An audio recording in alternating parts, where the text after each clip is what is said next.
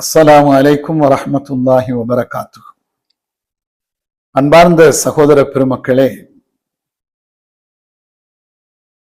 இஸ்லாமிய பெருமக்களுடைய முக்கியமான ஸ்தலம் பள்ளிவாசல். இந்த பள்ளிவாசலிலே எல்லா நன்மைகளும் செய்யப்படுவதற்குரிய அடித்தளமாக இந்த பள்ளிவாசல் இருக்கிறது. அந்த பள்ளிவாசலை வழிநடத்தக்கூடியவர், அதாவது அந்த பள்ளிவாசலில் இமாமாக வரக்கூடியவர்களுக்கு மகத்தான ஒரு அந்தஸ்து இருக்கிறது, பதவி இருக்கிறது. மிக முக்கியமாக ஒரு விடயத்தை நான் குறிப்பிடலாம் என்று நினைக்கிறேன். இன்றைக்கு நமது பள்ளிவாசல்களிலே இமாம்கள் இருக்கிறார்கள். அதாவது கொழும்பை பொறுத்தவரையில் அல்லது அதிகமான நகரங்களில், ஊர்களிலே பள்ளிவாசல்களிலே இமாமாக இருப்பவர்கள் யார் என்று நாங்கள் பார்க்கிற பொழுது, அந்த இமாமை நாங்கள் கொஞ்சம் சந்திக்கலாமே என்று கேட்கிற பொழுது, அதிகமான இடங்களிலே இமாமத்து செய்பவர்கள், இமாமாக ஹத்தீபாக கடமையாற்றக்கூடியவர்கள் இளம் வயதினர்களாகவே இருக்கிறார்கள்.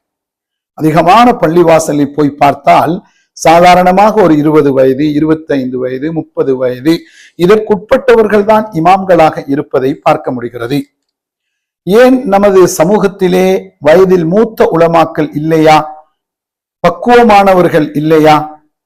அறிவிலும் ஆற்றலிலும் அனுபவத்திலும் உள்ளவர்கள் இல்லையா என்று சொல்லி கேட்டால் இருக்கிறார்கள். ஆனாலும் கூட நமது பள்ளிவாசல் நிர்வாகங்கள் அவ்விதமான வயதில் மூத்த மனிதர்களை, பக்குவமானவர்களை, அல்லது மக்களுக்கு நலவை நாடி நல்ல விஷயங்களை சொல்லிக் கொடுக்கக்கூடியவர்களை, அல்லது தவறுகளை காணுகிற பொழுது அந்த தவறுகளை சுட்டி காட்டக்கூடியவர்களை இமாமத்துக்கு வைப்பது இல்லை. இது ஒரு மிகப்பெரிய ஒரு சாபக்கேடாகத்தான் நான் பார்க்கிறேன். நாம் இன்றைக்கு பார்க்க முடியும், நமது நாட்டிலே இருக்கக்கூடிய மதஸ்தலங்களை எடுத்துக்கொண்டால், ஒரு பன்சலை எடுத்துக்கொண்டால், அங்கே இருக்கக்கூடிய மத குரு வயதில் மூத்தவராக இருப்பார், அனுபவம் உடையவராக இருப்பார். அவர் எத்தனையோ பாசைகள் பேசக்கூடியவராக, அந்த மதஸ்தலத்திலே சுற்று வட்டாரத்திலே இருக்கிற அனைத்து மக்களுடைய விடயங்களையும் அறிந்தவராக இருப்பார். அதே போன்றுதான் இன்றைக்கு கிறிஸ்தவ பெருமக்களுடைய வணக்க ஸ்தலத்தை எடுத்துக்கொண்டாலும் அங்கிருக்கக்கூடிய ஃபாதர்கள் மிக வயதில் மூத்தவர்களாக இருப்பார்கள். அறிவிலும் அனுபவத்திலும் ஆற்றலிலும் தலை சிறந்தவர்களாக இருப்பார்கள்.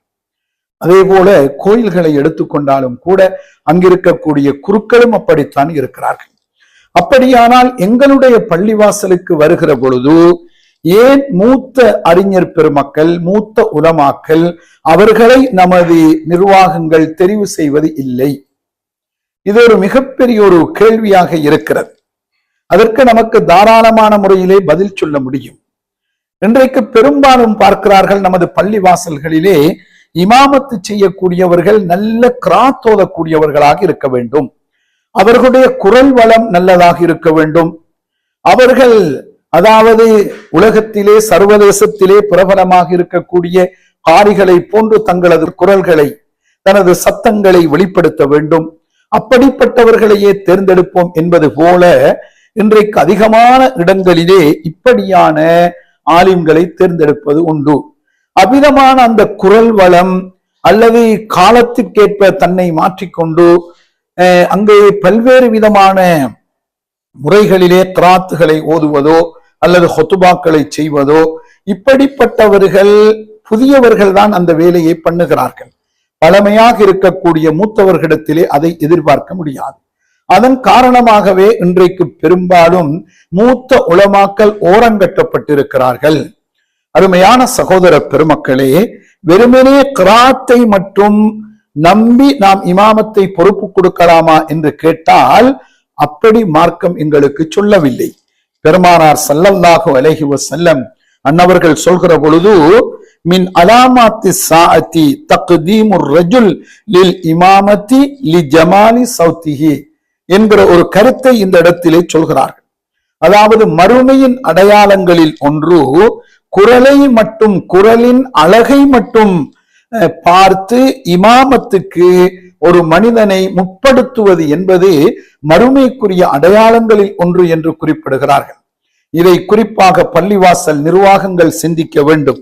இன்றைக்கு பெரும்பாலும் வெறுமனே குரலை மையமாக வைத்து அல்லது கிராத் அவரை போன்று ஓதுகிறார், இவரை போன்று ஓதுகிறார் என்ற சில காரணங்களை வைத்துக் கொண்டு இன்றைக்கு அங்கே இமாமத்திற்கு இந்த இளம் பிள்ளைகள் அல்லது இளம் மௌலவிமார்கள் முற்படுத்தப்படுவது இருக்கிறது. அதை நான் உங்களுக்கு நபி அவர்களுடைய விளக்கத்திலே சொல்கிறேன். சில மக்கள் பிற்காலத்திலே வருவார்கள், மறுமையின் அடையாளமாக இருக்கும். அவர்கள் குர்ஆனை மிஸ்மாரை போன்று, அதை ஒரு மியூசிக்கை போன்று அவர்கள் ஆக்கிக் கொள்வார்கள். அதை குரல் வடிவத்திலேயோ அல்லது வேறு வடிவங்களிலேயோ அதை அவர்கள் ஓத ஆரம்பிப்பார்கள். இப்படிப்பட்டவர்களை யுகத்திமூன ரஜுல லைஸ பி அஃதலிஹிம், இவ்விதமாக வெறும் கிராத்தை ஓதக்கூடியவர்களை மட்டுமே முற்படுத்துவார்கள். அவர்களிலே ஃபிக்ஹ் ஞானம் உள்ளவர்கள், பக்குவம் உள்ளவர்கள் மற்றும் உண்டான எல்லா வகையிலும் வாழ்க்கையிலே நிறைவுள்ளவர்களை தேர்வு செய்ய மாட்டார்கள்.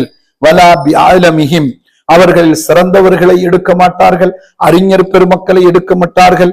வலாபி அஃப்கஹிம், ஃபிக்ஹிலே மார்க்க சட்டத்திலே தேர்ச்சி உள்ளவர்களை தேர்ந்தெடுக்க மாட்டார்கள்.